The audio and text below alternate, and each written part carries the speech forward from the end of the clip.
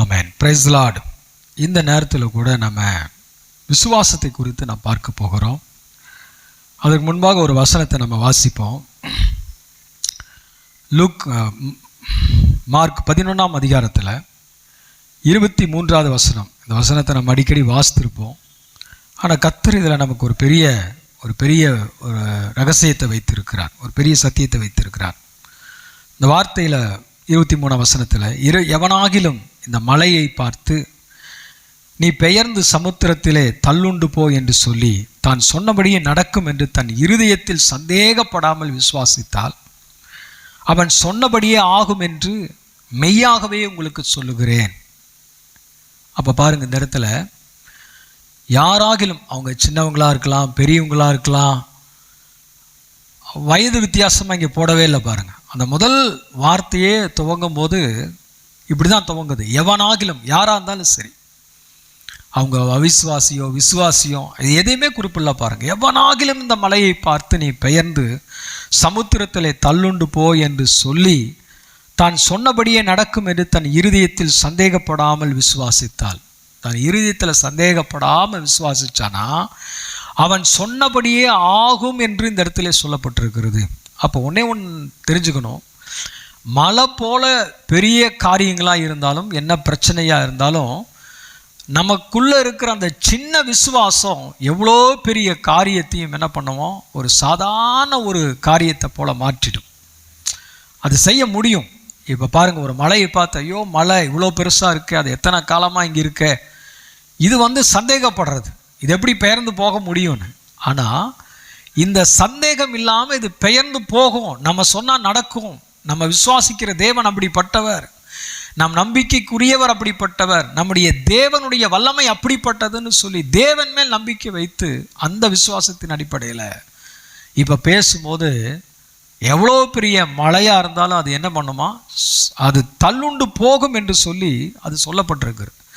அதுக்கு கீழே வார்த்தையை பாருங்கள், 24வது வசனத்தில், ஆதலால் நீங்கள் ஜெபம் பண்ணும்போது எவைகளை கேட்டுக்கொள்வீர்களோ அவைகளை பெற்றுக்கொள்வோம் என்று விசுவாசியுங்கள், அப்பொழுது அவைகள் உங்களுக்கு உண்டாகும் என்று சொல்லுகிறேன். இந்த இடத்துல ஒரு அழகான காரியத்தை பாருங்கள். நீங்கள் ஜெபிக்கும் போதே எப்படி ஜெபம் பண்ணுமா, எவைகளை கேட்கிறீர்களோ அவைகளை பெற்றுக்கொள்வோம். இன்றைக்கி ஜெபத்தில் உட்காரும் போதே சில நேரங்களில் பார்த்தோம்னா சிலரை காலையில் ஒரு ஜெபம் பண்ணணும், நைட்டு ஒரு ஜெபம் பண்ணணும், ஒரு பாரம்பரியமாக ஆயிடுது, அது ஒரு சடங்காச்சாரமாக ஆயிடுது. ஆனால் ஜெபங்கிறது என்னது, நாம் பெற்றுக்கொள்ளுகிற ஒரு காரியம், தேவனிடத்திலிருந்து பதிலை பெற்றுக்கொள்ளுகிற ஒரு காரியம். அப்போ ஜெபம் பண்ணும்போதே இத்தனை நாள் நடக்கலை, இப்போ ஜெபம் பண்ணி என்ன நடக்க போகுது, நம்ம வழக்கம் போல் ஜெபம் பண்ணுவோம் அப்படின்ட்டு இல்லை. பாருங்கள், நம்ம ஜெபம் பண்ணும்போதே அதை பெற்றுக்கொள்ளுவோம் என்று சொல்லி நம்ம என்ன பண்ணுமா, விசுவாசத்தோடு ஜெபம் பண்ண வேணும். அப்போ விசுவாசத்தோடு ஜெபம் பண்ணும்போது அந்த இடத்துல என்ன நடக்குது, நம்ம எவையெல்லாம் ஜெபத்தில் கேட்குறோமோ, அதான் அந்த வார்த்தையில் வாசிக்கிறோம், எவைகளை கேட்டுக்கொள்வீர்களோ, அது சின்னதாக இருக்கலாம், பெருசாக இருக்கலாம், கொஞ்சம் காசு உள்ள பொருளாக இருக்கலாம், இல்லை அதுக்கு லட்சக்கணக்கான ரூபாய்கள் தேவைப்படலாம். அதெல்லாம் ஒரு பெரிய காரியமே கிடையாதுங்க. நான் சொல்லட்டா, சின்ன காரியத்தில் உங்கள் விசுவாசத்தை நீங்கள் பயிற்சி செய்யுங்க. ஒரு சாதாரண ஒரு சின்ன பொருளுக்காக விசுவாசிங்க, ஒரு சின்ன காரியத்துக்காக விசுவாசத்தை நீங்கள் ஆரம்பித்து பாருங்கள், பெரிய காரியங்களுக்காக நீங்கள் விசுவாசிக்க துவங்குவீர்கள். நான் விசுவாசிச்சா நான் எப்படி விசுவாசிக்கிறது, அல்லது இந்த விசுவாசத்தில் நான் எப்படி பலப்படுறது, அல்லது இது எப்படி நான் பயிற்சி செய்வதுனா ஒன்றே ஒன்று தான். உங்களுக்கு என்ன அன்றாட வாழ்க்கையில் உங்களுக்கு எது தேவையாக இருக்குதோ, அல்லது எந்த காரியம் உங்களுக்கு அவசியமானதாக இருக்கிறதோ, அதை முதலாவது நீங்கள் என்ன பண்ணுங்க, கர்த்தரிடத்தில் நம்புங்க. இது கர்த்தரால் கொடுக்க முடியும், கர்த்தரால் செய்ய முடியும். வானம் பூமியும் கர்த்தருடையதாக இருக்கிறது. நமக்கு தான் எல்லாம் பெருசு. என்ன சொல்கிறீங்க, நமக்கு தான் எல்லாம் பெருசு. ஆனால் கர்த்தருக்கு நம்ம எவ்வளோ பெரிய காரியங்களை கொண்டு போனாலும் அவருக்கு ரொம்ப சுலபமானது, அது ரொம்ப எளிமையானது. பாருங்கள், இப்போது சமீப நாட்களில் தங்கத்தினுடைய மதிப்பு ஏறிட்டே இருக்கு. இன்றைக்கி 1 லட்சத்தை தாண்டி போய்கொண்டே இருக்கிறது. அப்போ ஒரு சிலர் கூட்டம் என்ன சொல்கிறாங்க அப்படின்னா, இப்படியே ஏறிட்டு போனால் வாங்கவே முடியாதுன்னு சொல்கிறாங்க. ஆனால் நீங்கள் நகை கடைக்கு பக்கம் நீங்கள் போய் பாருங்களேன், அங்கே கூட்டம் குறையவே இல்லை. அப்போ ஒரு கூட்டம் என்ன சொல்கிறாங்க, இதை வாங்க முடியாத அளவுக்கு என்ன பண்ணுது, விலை ஏறிக்கொண்டே இருக்கிறது என்று சொல்லுகிறார்கள். ஆனால் ஒரு கூட்டம் வாங்குகிற ஜனங்கள் அதை வாங்கி கொண்டு தான் இருக்கிறார்கள். அப்போ நான் உங்களுக்கு என்ன சொல்கிறேன் அப்படின்னா, எவ்வளோ விலையானாலும் சரி, எவ்வளோ காரியமானாலும் சரி, அது ஒரு பொருட்டே கிடையாது. கர்த்தர் நினைச்சார்னா கர்த்தரால் ஆகாத காரியம் ஒன்று உண்டோ? தேவனால் எல்லாமே கூடுங்க. அது எவ்வளோ காஸ்ட்லி ஆனாலும் சரி, எவ்வளோ விலை மதிப்புடையதாக இருந்தாலும் சரி, எவ்வளோ காரியங்களாக இருந்தாலும் சரி, ஆண்டவர் நினைச்சார்னா மிக சுலபமாக உங்களுக்கு என்ன பண்ண முடியும்? சந்திக்க முடியும். ஏன்னா நாம் விசுவாசிக்கிற தேவன் அப்படிப்பட்ட தேவன். அவர் வானம் பூமியை உண்டாக்கினவர். பூமி அவருடைய மகிமையால் நிறைந்திருக்கிறது. வெள்ளியும் பொண்ணு யாரு தான்? கர்த்தருடையதாக இருக்கிறது. அவ்வளோ பெரிய தேவன்ட்ட நான் என்ன பண்ணுறேன்? நான் போய் நான் கேட்கும்போது அவர் எனக்கு இல்லைன்னு சொல்கிறதே இல்லை. பாருங்க, இப்படியாக ஒரு உதாரணத்தை நம்ம சொல்லலாம். அந்த கிரேட் மகா அலெக்சாண்டர்னு சொல்கிறாங்க. அவர் பெரிய ஒரு ராஜ்யத்தையே அவர் ஆண்டு கொண்டு இருந்தார். மிக செல்வ செழிப்போடு வாழ்ந்தவர். ஒரு நாள் அவர் அப்படியாக தன்னுடைய குதிரையிலே பயணம் செய்கிறார்.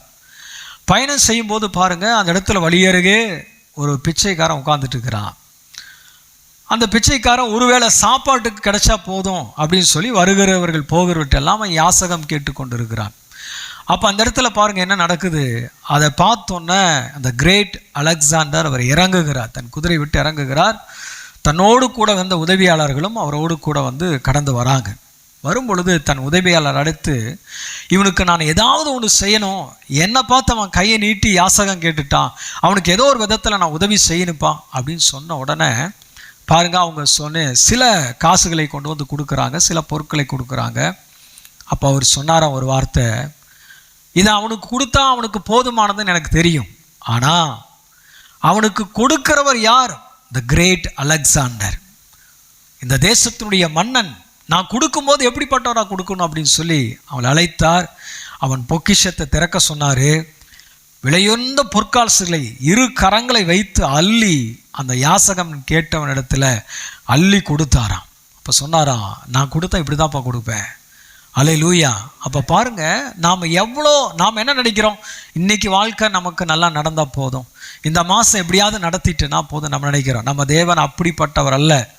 நம்மையும் போஷிப்பார், நம்மளை சார்ந்தவர்களையும் போஷிப்பார். நாம் எங்கே போகிறோமோ அங்கெல்லாம் என்ன பண்ணுவோம்? நம்ம போஷிக்கப்படுவோம்.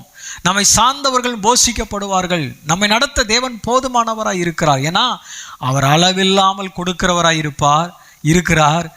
எந்த காரியத்தையும் நமக்காக அவர் செய்து முடிக்கிற தேவனாக இருக்கிறார். ஸோ நம்முடைய இருதயம், நம்முடைய கண்கள், நம்முடைய எண்ணங்கள் எல்லாம் தேவன் எப்படிப்பட்டவர், அந்த விசுவாசத்தை நம்ம வச்சுக்கணும். பாருங்க, என் தேவன் எல்லாவற்றையும் செய்ய போதுமானவராக இருக்கிறாரு.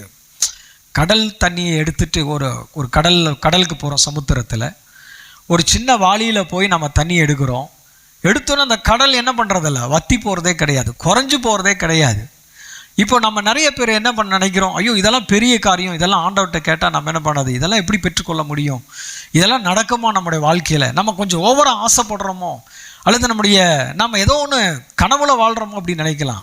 ஆண்டவர்கிட்ட சின்னது பெருசுனே கிடையாது. பாருங்க, அவருக்கு எல்லாமே ஒன்றா தான் இருக்குது. நீங்கள் 1 கோடி ரூபாய் காரியத்தை நீங்கள் கேட்டாலும் அவருக்கு ஒன்று தான், 10 லட்ச ரூபாய் காரியத்தை கேட்டாலும் அவருக்கு ஒன்று தான். காரணம் என்னன்னா, அவருக்கு எதுவுமே பெருசு கிடையாதுங்க, எதுவுமே பெருசு கிடையாது, எல்லாமே சுலபமானதாக இருக்கிறது. நமக்கு தான் என்னதுன்னா சின்னதே பெருசாக தெரியுது. சில பேர் சொல்லுவாங்க இல்லையா, சின்ன கடுகு எடுத்து கண்ணுக்கு முன்னாடி வச்சா எப்படி இருக்குமா, பெரிய உருண்டையாக தெரியும், கண்ணவே மறைச்ச மாதிரி இருக்கும். ஆனால் அந்த தூரத்தில் வச்சு பாருங்கள், அது சின்னது தான். அல்லேலூயா. நம்ம சந்திரனை பார்க்குறோம், இங்கிருந்து பார்க்கும்போது பல லட்சம் கிலோமீட்டர் தூரத்தில் அது இருக்குது. ஆனால் அது எப்படி இருக்குது உருவத்தில், இங்கிருந்து பார்க்கும்போது சின்னதாக இருக்குது. ஆனால் அது சொல்கிறாங்க, இந்த மாதிரி 10 உலக உருண்டையை கொண்டதானுடைய அதோடைய அளவு இருக்குதுன்னு சொல்கிறாங்க. அப்போ தூரத்துலேருந்து பார்க்கும்போது எப்படி இருக்குது பாருங்க. அப்போ நம்ம எந்த காரியத்தையும் விசுவாச கண்ணோட்டத்தோடு பார்க்கும்போது அது ரொம்ப சுலபமானதாக மாறுகிறது. அல்லேலூயா. அப்போ இந்த இடத்துல ஆண்டவர் அழுத்தம் திருத்தமாக சொல்கிறாரு, நீங்கள் எதை கேட்குறீங்களோ பிரச்சனையே கிடையாதுங்க. ஒன்றே ஒன்று, விசுவாசத்தோடு நீங்கள் கேட்குறீங்களா, அதுதான் ரொம்ப முக்கியம். அப்போ உங்கள் விசுவாசத்தை மட்டும் நீங்கள் விட்டுறாதீங்க. நீங்கள் ஜெபம் பண்ணும் போதே நினச்சிங்க, நான் இது கேட்க போகிறேன், ஆண்டவர் தரப்போகிறார். இந்த விசுவாசத்தோட ஜெபத்தில் போய் பாருங்களேன். நான் இத்தனை வருஷமாக கேட்டுட்டேங்க, ஏதோ போட்டு வைப்போம் அப்படி இல்லை கேட்டு வைப்போம் அப்படி இல்லை. அது அவங்க ஜெபம் பண்ணாங்க, இவங்க ஜெபம் பண்ணாங்க, யாரோரோ ஜெபம் பண்ண சொல்லிட்டேன், யாரோரோ ஜெபம் பண்ணாங்க, ஒன்றும் நடக்கலைங்க. இப்படி தான் நிறைய பேர்த்தோட காரியம். இப்படி தான் நீங்கள் ஜெபம் பண்ணி என்ன நடக்க போகுது, இல்லை நான் சொல்கிறேன், நீங்கள் ஜெபம் பண்ணால் நடக்கும். உங்கள் ஒரு சின்ன வார்த்தை அது வேலை செய்யும். உங்கள் ஒரு சின்ன விசுவாசம் பெரிய காரியங்களை சாதிக்க வைக்கும். இந்த விசுவாசம் நமக்குள்ள வந்துன்னு பாருங்க. ஆண்டவர் அதை தான் சொல்றார் இந்த இடத்துல.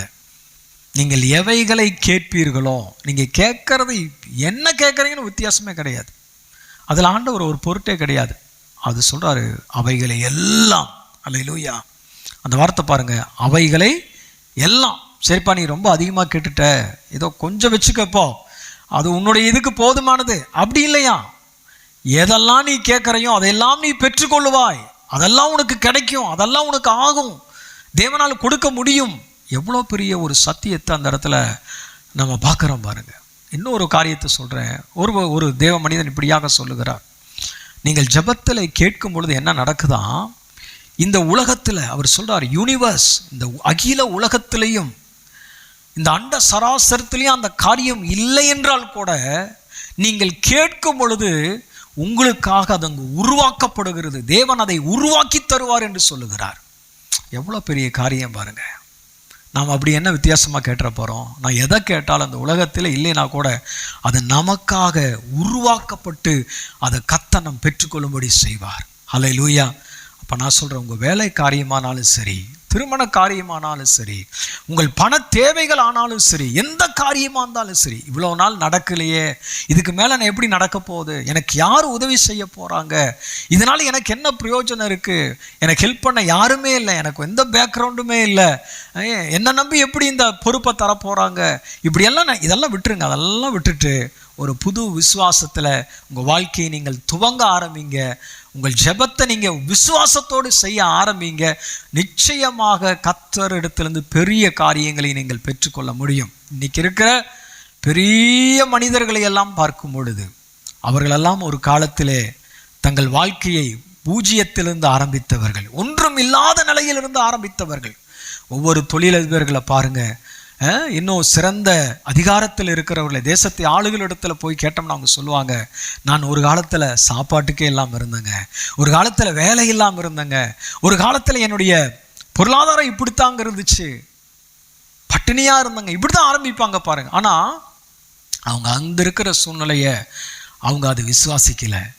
ஆனால் அவங்க வாழ்க்கையில் ஒரு நம்பிக்கை இருந்தது, ஒரு அசைக்க முடியாத நம்பிக்கை இருந்தது. நம்ம வாழ்க்கையில் மேலே வருவோம், நாம் எப்படியாவது மேலே வருவோம், நாம் நம்முடைய தேவைகள் சந்திக்கப்படும், நாம் இப்படிப்பட்ட ஒரு நல்ல வாழ்க்கை வாழுவோங்கிற ஒரு சாதாரண நம்பிக்கை இருந்தது. நான் சொல்லுகிறேன், ஒரு உலக பிரகாரமான மனுஷங்களுக்குள்ளே இருக்கிற அந்த சாதாரண நம்பிக்கை வாழ்க்கையின் அவ்வளோ பெரிய உயர்வுக்கு கொண்டு போனால், நான் சொல்லுகிறேன், ஜீவனுள்ள தேவனை ஆராதிக்கிற நாம், ஜீவனுள்ள தேவன் மேல் விசுவாசத்தை வைத்திருக்கிற நாம், நிச்சயமாக அதை காட்டிலும் நம் தேவன் அற்புதமாக நடத்த போதுமானவராக இருக்கிறார், அதிசயமாக நடத்த போதுமானவராக இருக்கிறார்.